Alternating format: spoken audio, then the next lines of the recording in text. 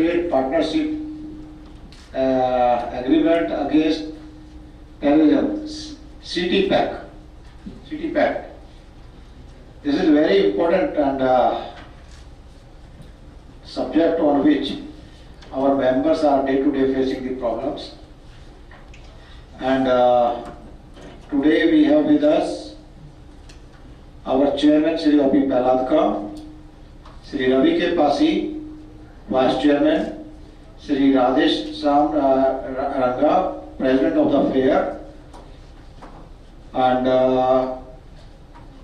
other board members like Mr. Lekhraj Maheshwari, V.S. Goyal, Sri Rajkumar Malhotra ji, and most important, the speaker of today, Mr. Arun Prashar and Mr. Naveen.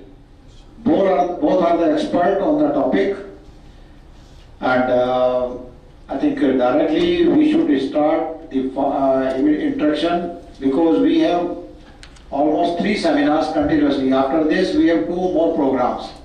So by 6 o'clock we have to conclude all these. So we are starting. I think Arun ji, aap leke pehle aap. Mr. Nischal will, I think, initiate the program. Please. Privileged to welcome you all in this seminar on CTPAC. I am Nischal Jain, having little more than 2 decades of work experience in factory compliance, quality, and supply chain in varied handicraft industries. Compliance, as we are aware, is the call of the hour, and especially security of the supply chain, as we have seen an exponential increase in the number of incidents which can compromise it. Supply chain security and sanctity of cargo have been a concern for a long time and remain focused towards safety of cargo from point of origin to the final destination.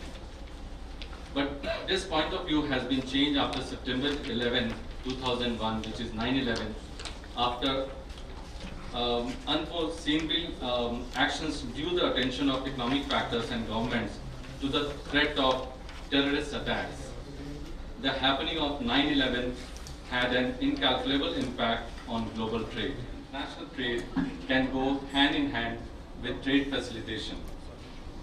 The aim of US CBP main supply chain security program, the Customs Trade Partnership Against Terrorism, that is CTPAC, is to secure global supply chain despite strict measures taken by CBP in order to protect cargo entering into United States of America.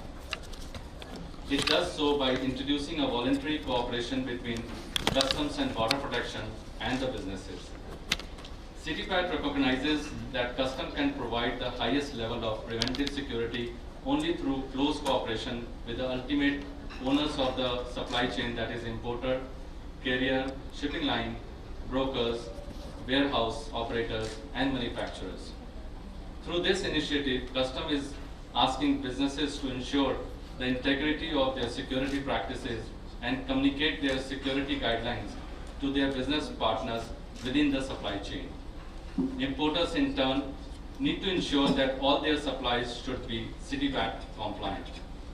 Today, let us try and gain an insight into what seems like a very complicated and daunting task and understand CTPAT from the point of view of its stakeholders. I thank APCH and especially Mr. Rakesh Kumar, Mr. Peladka, Mr. Ranga, Mr. Pasi, Mr. Goyal, Mr. Maheshwari, Mr. R.K. Verma, Mr. Rajesh Rawat, and Mr. Malhotra for giving us the opportunity to speak on CTPAT at this important platform. I would now like to welcome Mr. Arun Prashar, my colleague, a seasoned veteran of the trade with vast experience in all its aspects, to explain about CTPAT in simple terms to us. He has audited some of the best and the biggest vendors in the hardline and furniture trade in India. Thank you. I would like to thank everyone for being here with us this evening. And with your permission, I would like to start. I'll go to the other side of the room. And at any given point of time, we can have disruption of the supply chains, which can lead to chaotic effects all around the world. So, after 9/11, this initiative was taken up by the US Customs and Border Patrol. Basically, it is a partnership between the US Customs and Border Patrol and the various stakeholders of the supply chain. So today we're going to understand who are the stakeholders and what are the different aspects which every stakeholder would have to take care of. We are going to talk about the different containers of closed body trucks, very, very important, prior to stuffing of the merchandise. As we all know, 7-point inspection is become mandatory. Sometimes it's 10-point or even 17-point inspection is being undertaken as per the buyer's requirements. Container security. Containers need to be secured, and if the empty containers have to wait in the factory, they should be in a secure area. We always encourage best practices to be followed by all the factories. This is a properly secured container truck. Let's not try and encourage such things in our factories. Another part of container security is that when the loading and stuffing is going on, there should be people who are supervising it. With proper eye guards, that's what always we emphasize. Physical access control to factories. Now the physical structures of factories are very complicated and can have a lot of entry and exit points. How do we secure the physical access to factories? So in this section we are going to take a look at that. A lot of people moving in and out of the factories, a lot of goods in and out of the factories. Security guards should be stationed at all entry and exit points, and all incoming and outgoing visitors, vendors, suppliers should be properly checked and a log maintained for the same. Every employee in factory should be issued an identity card, ideally with all 5 things: the photograph, name, departments, and the employee codes. We have a lot of people, like I said, vendors and visitors who access the factory every day on a regular basis. Let us make it into a habit of taking their identity and recording it. A very good practice would be to issue color-coded cards, wherein we can have one of the most important aspects of CTPAT is access control. So the cards can be issued as per the department.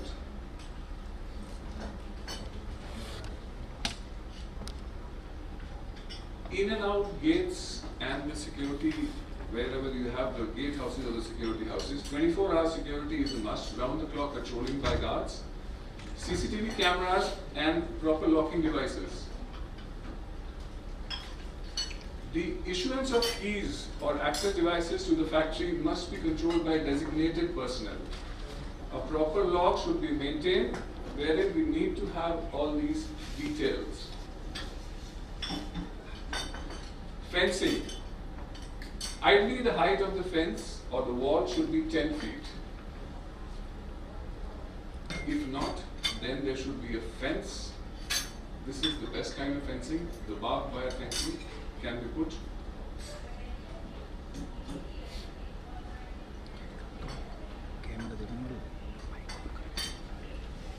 Please let us not have broken fences in any of the walls of the factory. Packing and warehouse, again considered to be a sensitive area, because once the goods are finished and the label of the buyer put, it is of prime importance that we protect the integrity of the packed cargo. So we must have our warehouses secured. There is a register here and a guard is normally sitting here. For people who are not authorized to enter the warehouse, their entry should be recorded. Properly secured. Here we don't know what is the access control here. Incoming parcels, incoming mail, incoming boxes, incoming merchandise, raw material should be very thoroughly checked. We can have a lot of points which need to be checked. You know, like if the address is wrong or if the parcel is extremely heavy, and other points. Parking if the space permits, if the factory space permits, parking for visitors and parking for staff can be or should be separate. Physical security, another important part is proper lighting of the factory. This is an example of a well-lit area of work so that there is even no temptation of anybody trying to do anything wrong. This is totally unacceptable. Even if the area is not in use, let's have adequate lighting there. This is an example of a finished goods warehouse, and we have a guard here who is going to record the entry and exit of people who are not authorized to be here.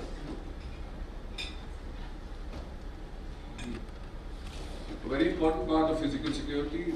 Going forward, we will see why CCTV cameras are very important. There should be round-the-clock recording, especially of the sensitive areas like packing, warehouse, and the IT area. The exit and entry gates, the loading bays, and the warehouses all should have 24 hours CCTV recording. In fact, most of the buyers are asking us to keep a 60-day backup. Some are even asking for a 90-day backup. The main reason for that is if there is any problem at the distribution center, the first thing the buyer is going to ask for is the recording of the loading and unloading of the cargo. Mandatory to have CCTV recording of 60 days. Burglar alarms becoming a very sensitive issue. All the buyers are really asking for it and trying to enforce to the best possible level. We are looking for sensor-based burglar alarms and not the manual ones, which can be operated after the factory is closed for the day. Personal security. As we know, the employees of the company are the backbone of the company, are the strength and also the biggest weakness of the company. So we must do background checks of the employees whom we hire. We must have a pre-employment verification done for once a year for all employees, and for workers and employees in sensitive areas to be done twice a year. If people are terminated, which of course is a very regular occurrence in all the factories, we need to give the security in charges a list of all those people, because their access is not allowed under regular circumstances except with the permission of the management. A nice list which identifies them should be displayed or given to the security. Procedural security is the way we make our documents, and if there are any discrepancies. Cargo discrepancies is not to be tolerated. Very closely match the invoices and the number of packed goods. If there is any discrepancy, it should be reported to the proper authorities. As far as possible, and it's becoming a mandatory, it's a mandatory requirement, closed body trucks to be used for all US bound shipments. A lot of good reasons. This prevents any kind of bill fare, because once it's out of the factory, it is out of our control. This is very risky. IT security. We are all connected to the internet and everything, and there is a chance every day that our systems can be hacked. We have a lot of sensitive information of our buyers, our pricing, and all sensitive documents these days. A lot of people are using the cloud system, or they are using third-party servers for keeping backups. We recommend that you can keep a backup in a hard disk, and it should be off-site, not in the same premises, because if there's any mishap, at least all our data is safe. When we outsource it, a few people are doing it, then it is accessible to other people also, because the people who are managing those systems will be able to see what you are storing in it. Going forward in the same, all computer systems to be protected with passwords, because servers are connected to the internet, Passwords to be changed after every 30 days, preferably, or at least once in 90 days with a proper record. Reiterating again the fact that the employees are the strength of the factory. We must train all our employees into what CTPAT is all about. What is security and threat awareness training? And how the terrorist activities or other mishaps can affect the functioning of a factory. So regular trainings on threat awareness and CTPAT standards, especially for new people who join the factory, because they have to know that the factory is looking, or factory is following CTPAT norms. So from day one, they should be aware of what rules to follow.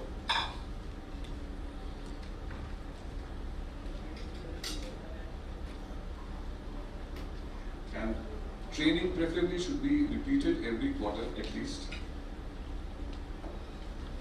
The security guards of the factory must be trained in all aspects, in all areas of the factory.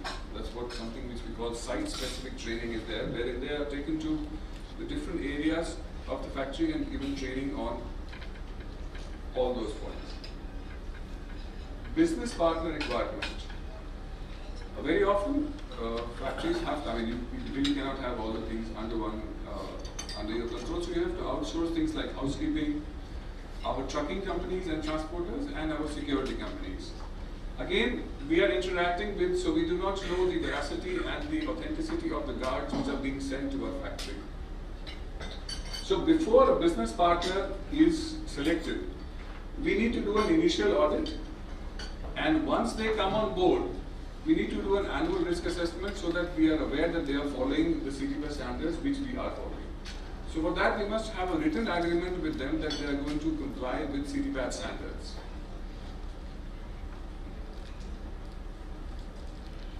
Advantages of CTPAT protection. Why CTPAT? The biggest question which we hear is why CTPAT? So I can share 2-3 very important points with you which can be actually quantified. It makes the system follow certain rules and makes it smoother, makes the movement of cargo smoother, and because the importers and the customs know that this merchandise is coming from CTPAT certified factories. Reduce instances of cargo examination. We know demurrage charges and examination charges in foreign ports are extremely high. So let's say, for example, if there is a port in Baltimore which has 10,000 containers coming in every day, if they know that, okay, these containers are coming from an importer who is CTPAT certified, they move those containers to the front of the line. The inspection is much faster. If you have 4 containers, they will move them all together. And if you really ask the importers, I've come across a lot of instances wherein the importers have saved a lot of money by following CTPAT requirements, and even the factories which are moving containers in high volumes every month.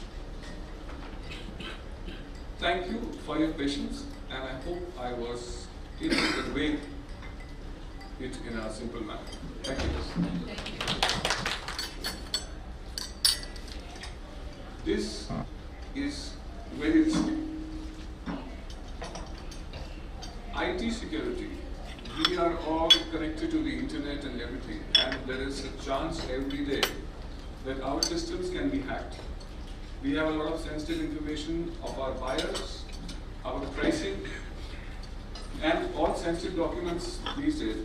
A lot of people are using the cloud system, or they are using third-party servers for keeping backups. We recommend that you can keep a backup in a hard disk, and it should be off-site, not in the same premises. Because if there's any mishap, at least all our data is safe. When we outsource it, a few people are doing it, then it is accessible to other people also. Because the people who are managing those systems will be able to see what you are storing in it. Going forward in the same, all computer systems to be protected with passwords, because servers are connected to the internet. Passwords to be changed after every 30 days, preferably, or at least once in 90 days with a proper record. reiterating again the fact that the employees are the strength of the factory. We must train all our employees into what CTPAT is all about. What is security and threat awareness training, and how the terrorist activities or other mishaps can affect the functioning of a factory.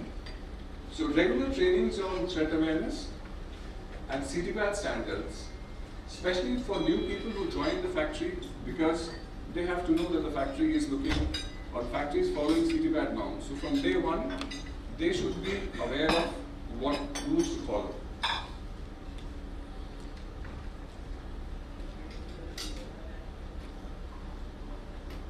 And training preferably should be repeated every quarter at least. The security guards of the factory must be trained in all aspects, in all areas of the factory. That's what something which we call site-specific training is there, wherein they are taken to the different areas of the factory and given training on all those points. Business partner requirement. Very often, factories have, you really cannot have all the things under your control, so you have to outsource things like housekeeping, our trucking companies and transporters, and our security companies. Again, we are interacting with, so we do not know the veracity and the authenticity of the guards which are being sent to our factory. So before a business partner is selected, we need to do an initial audit, and once they come on board, we need to do an annual risk assessment so that we are aware that they are following the CTPAT standards which we are following. So for that, we must have a written agreement with them that they are going to comply with CTPAT standards.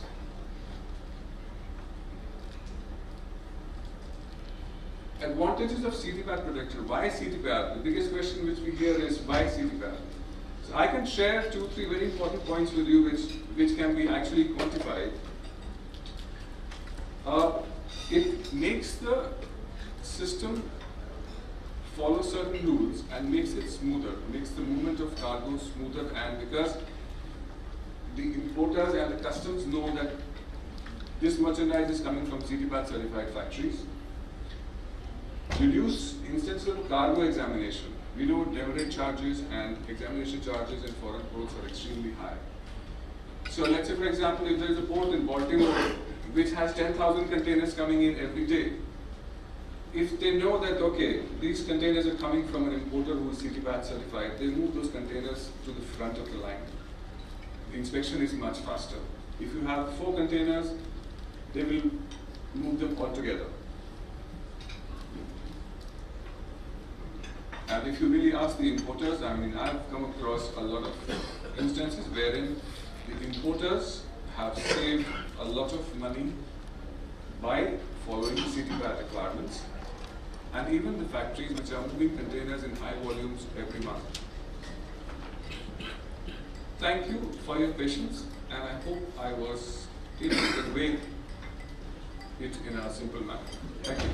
Thank you. You just apprised us of the CTPAT verification and the advantages of its certification. In case you have any questions, you may please put to these experts. Thank you. Mr. Parashar, Yes, sir. your presentation was very useful. Thank you, sir. In the context of our handicraft industry, how many industry members are CTPAT certified, and what are the challenges you have faced?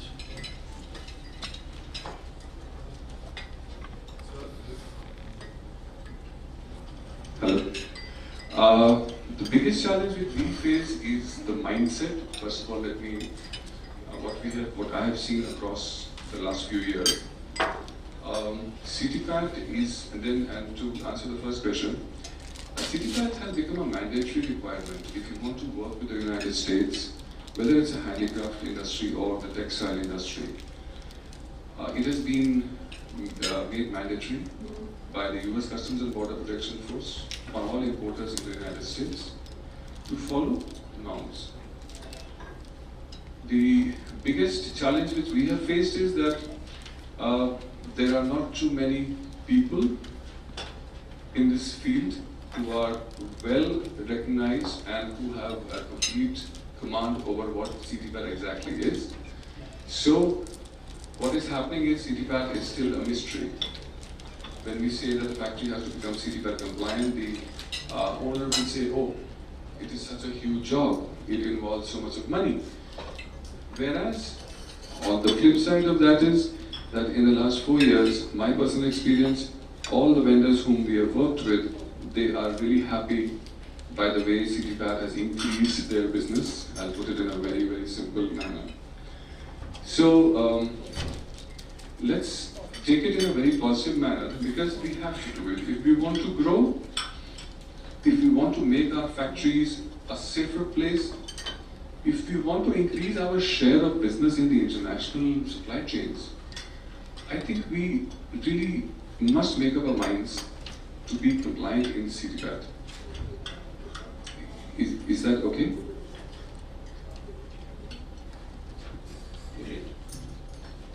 Okay. Myself, Lokesh Parashar. So, Mr. Parashar, you said it's mandatory. But we have still US customers, they are not asking for CTPAT. So, how is it mandatory? Most of the importers, and especially the big ones, would need to follow it. And I don't know which importer you're talking about. We are talking about general wholesalers, but they are not big, they are medium wholesalers. And probably I'm working with 7 of them, and none of them actually have asked for a CTPAT norm or a factory which is CTPAT compliant. So, mandatory means mandatory. It is because, you know, when the importers or when they reach a certain level of volume, then it becomes, you know, they automatically have to follow. What is that volume where the factory needs to be for sure mandatorily CTPAT compliant? I think that is decided by the US Customs and Border Patrol. But are there any standards over the Customs Board website or CTPAT website or your website which can educate us what is the business volume we're looking at where we need to also change either the mindset of the factory? I'm coming from the buying agency level, so I'm trying to bridge that gap that there are no surprises. Suddenly we have a factory we're working and then next year the order increases to a value and then you say, oh, this factory now needs to be CTPAT compliant. That would depend on the importer. That would depend on. Is there any value where we can assess? Is it written somewhere that this value, above this value, it has to be CTPAT? I don't think there is a specific value which I can put a figure to. So it's not mandatory. But I think we should find out. I mean, we'd be happy to find out. We can find out if there is a specific threshold. Yeah. If there is a specific threshold, I think we will find that out. And second question, when we say CTPAT compliant factory, and from the buying agency level, we are negotiating prices with the factories. So what is the ballpark cost which as a factory per year, the cost of CTPAT compliance as an exporter, one should be able to understand, okay, this much amount of money I have to spend, either it could be compliance or your cost of getting the factory compliant, just a ballpark idea so that they can add that cost into the business volume and they can come up to a certain percentage of cost and then we can negotiate with them कि आपका 1% cost उसका CTPAT में जाता है, आधा % CTPAT में जाता है, whatever percentage. Is there something as which we can take help from you? It will depend on the size and the scale of operations of the factory as to what is the strength of the factory. If a factory which is employing just 10 or 20 people or 50 people will have a smaller area, but if a factory which is, let's say for example, employing 5,000 people, will have to spend much more on setting up initially. When I say that CTPAT, for example, if you were to set up CCTV cameras, in a small factory you would set up only 10 of them, but in a bigger factory you might have to set up 200 of them. So it all depends on the scale of operations, and it's difficult to put a cost that, you know, if I tell you that 5% of your expense would be in CTPAT, because for example, if you are doing a certain turnover, and it might not be the same next year. So, you know, it's difficult to put a percentage, but it does involve initial costing, like we have to set up CCTV cameras, we have to have security guards, but again it will all depend on the level and the size of the factory. Finally, one last thing, a recommendation to you. I don't know whether you have done the data analysis of all the clients. I would be very comfortable as a factory also if I am able to know from you that we have 100 clients ranging from small, medium to large sector also, and that was their business volume now, and that is the cost which they have incurred. So I can give you a ballpark idea of the percentage as a data analysis, because that's where you are not getting success, because I am in such a gray area. Even right now sitting here, I don't even imagine कि मेरी factory में 50 लोग हैं, cost कितनी पड़ेगी इसकी? What are the cost implications? And that is the answer which I am not getting, and that's why I am staying away from CityPack unless it is forcefully put on me. No, Lokeshji, your point is well taken. Arunji, I think you are not right now prepared for the answer. We will discuss with you further. We will make a case study where whatever questions you have mentioned, we will try to find answers on that and we will circulate you all. Thank you, sir. Thank you. Thank you all. Thank you, Arunji. Thank you, Nishant. Thank you, sir. For the nice presentation, and please keep in contact with us. We will like this exercise to carry on. Definitely, definitely. Thank you, everyone. Thank you, everyone, so much. We thank the speakers once again, and there's no doubt that CityPath has been growing since its inception, but there are still many areas where more clarification is needed, which will be done in the times to come. And before we proceed to the next seminar, we'd like to present mementos on behalf of EPCH to both the speakers of this session. I request Shri O.P. Prahaladka ji, Chairman EPCH, to present a memento to Shri Nishchal Jain.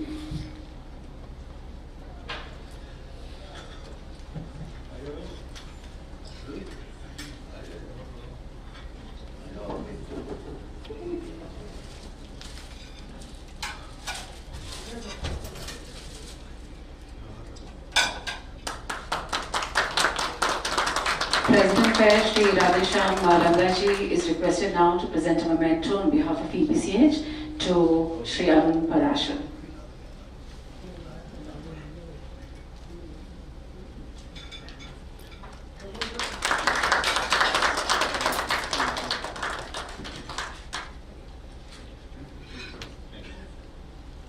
Thank you so much. With that, we conclude the first session of the first seminar. And now we move on to another seminar which covers the topic of Epch.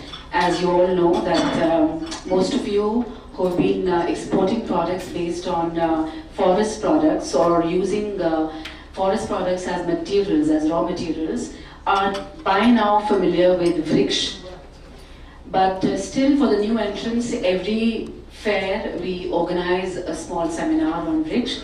And we have our in-house expert, Shri Ankur Nautiyal, to apprise us about the formalities which have to be followed for Epch.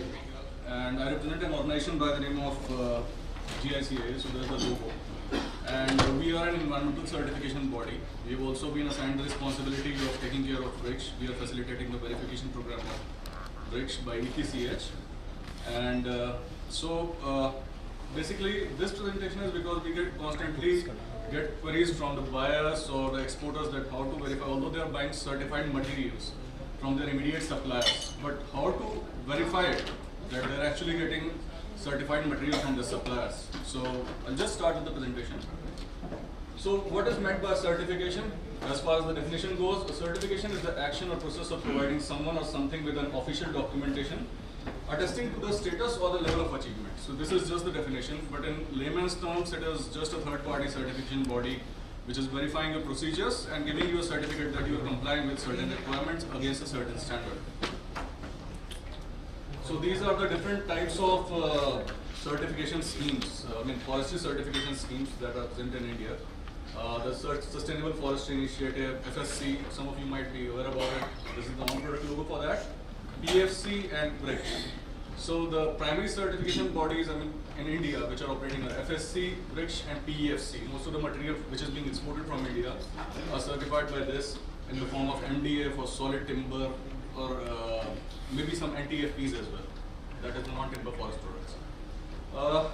I'm very glad to inform you that Epch, an initiative of EPCH, is the leading certification scheme in India with 441 valid certifications, and that is also in a term of 2 years.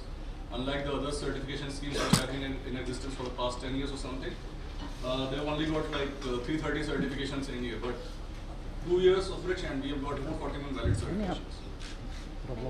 So basically, what are forest products? By a forest product, I mean we mean it can be in the form of a plank or anything that is being derived out of forest. Now, it can be a timber product, a paper, or any kind of NTFP. It can be in the form of rubber, but most common forest product that is being used in handicraft industry as an input material is timber. So forest product is any material derived from forestry for direct consumption or commercial use, such as lumber, paper, or forage for livestock.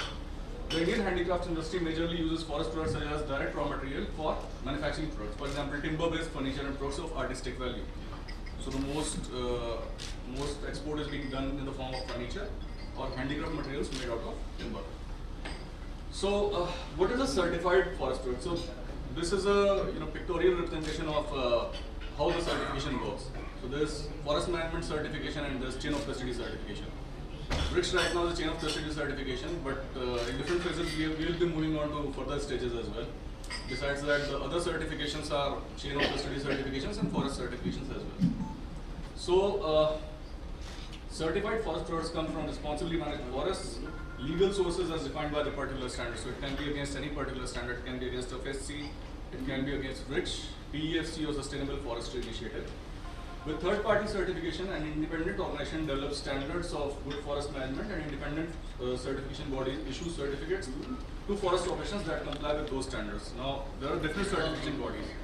Us also being a certification body, like we are also conducting Rich, FSC, and we've got a number of clients in each domain.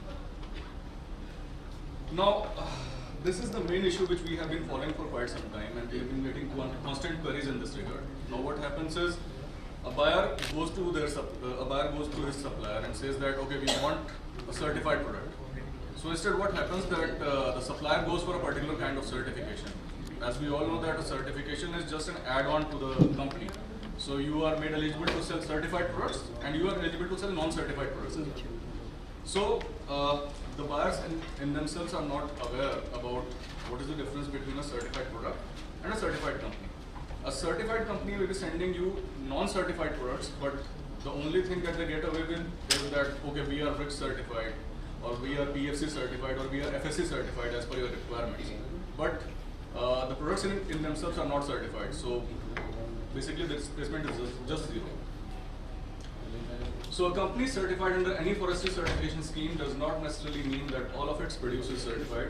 As I said, a company might continue to sell non-certified material to a buyer even after getting his company certified under any certification schemes, just because the buyer has asked him to get his company certified and hasn't asked for certified products specifically.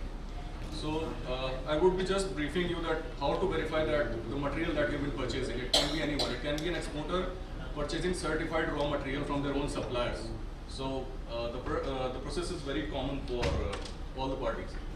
So there is a two-step verification process for certified forest products. The first one is the verification of the supplier certificate.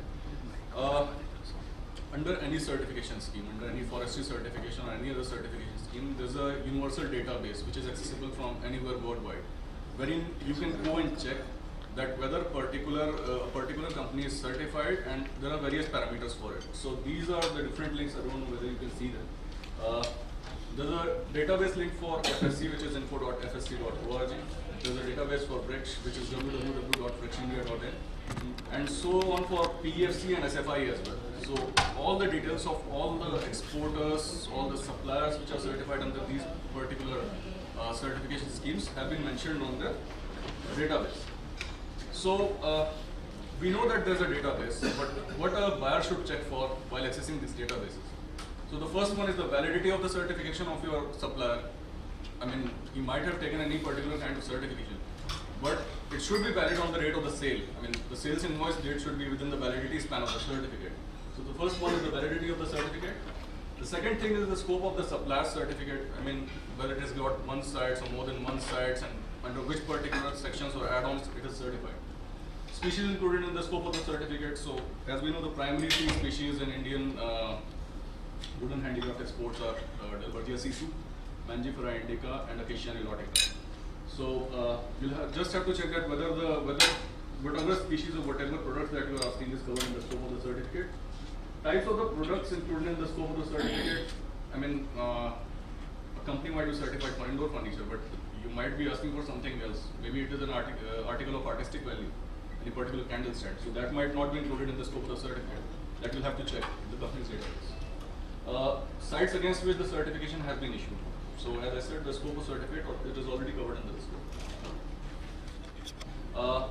The sales invoice of the supplier should clearly indicate the following information: name and contact details of the organization, information to identify the buyer, of course the name would be there, such as the name and address of the buyer, except for sales to end customers, date when the document was issued, product name or description, quantity of products sold, organization certificate code, associate to certified products. For example, FSC has its own certification code for certified companies, which has its own, and there was like PFC also has its own. A clear indication of the claim for each product item or total products. In certain certifications, such as Epch, there is an additional mandatory requirement of mentioning the batch numbers, which is an indication of like from which supplier you are getting any particular kind of raw material. So there is a batch number associated to it, from which buyer may trace the origin of the material even after 5 years of the sales. The species and the area of the origin of the wood. So of course the species would be there, and the area of origin should be mentioned on the sales invoice, if required. I mean, if all the information is there and you are still suspicious about the origin of the material, then you can also contact the certification body. In Epch, it is specifically EPCH whom you should be contacting. In FSC, you should be writing to FSC or the particular certification body who has awarded this certificate. So that was just a brief presentation, and I would love to answer any questions. Yeah. So you are certifying the wood or the first produce. Who certifies you? There's an accreditation body for it, right? For in case of Epch, it is EPCH. In case of other certification programs, they've got on their individual accreditation body. For example, in FSC, there's Accreditation Services International. Because FSC in itself is an organization. It has endorsed various certification bodies across the globe to carry on its programs. And ASI is the one who is policing all these certification bodies. So there are particular ASI auditors which come on audit while the audits are being performed. So in fact, they have their checks on us, and we are auditing all the companies. So that is how the accreditation fees will depend on the turnover of the company which is being certified, the sites which are being certified, the products which have to be certified, the amount of travel that has to be required. The only thing constant here is the AF. That also varies according to the turnover class, like 5 million to 10 million. So it has got its own table, different slabs for different companies. Yeah. Time usually from the date of application, it approximately takes like 15 days to process the certificate, and you get the soft copy of the certificate within 20 days because the reports have to be generated, they have to be reviewed and then finalized by TRs. So 15 to 20 days is the normal. Anything else? Thank you, Mr. Nautiyal, for your presentation.